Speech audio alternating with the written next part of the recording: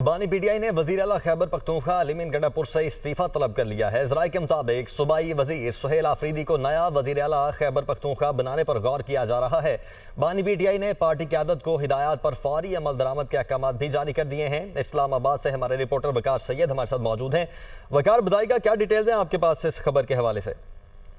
जी बिल्कुल, जो पाकिस्तान तहरीक इंसाफ के जो जराए हैं उन्होंने भी इस बात की तस्दीक की है कि इस वक्त बानी पीटीआई का जो है वो जेल ट्रायल जारी है, जिसमें सलमान अकम राजा, बैरिस्टर गौर, जो मशाल यूसुफजई और दीगर जो मरकजी कायदीन हैं वो भी इस वक्त शरीक है। और उस दौरान बानी पीटीआई ने जो है वो सहाफ़ियों को मुखातिब किया और उसमें कहा गया कि वज़ीर आला अली अमीन गंडापुर को बारहा कहा गया कि जो खैबर पख्तूनख्वा में ऑपरेशन हो रहा है उसको रोकने के लिए जो है वो जरूरी इकदाम किए जाए, ताहम वो इसमें नाकाम रहे। लिहाजा अली अमीन गंडापुर जो है वो उनसे इस्तीफा तलब किया है, जबकि जो हमारे जराए हैं वो ये बता रहे हैं कि वहीं पर जो है वो सहाफियों से जो है मुकालमा करते हुए बानी पीटीआई की जानिब से कहा गया कि उनकी जानिब से सुहेल अफरीदी को जो है वो नया वजीर आला जो है वो नामजद किया जाता है।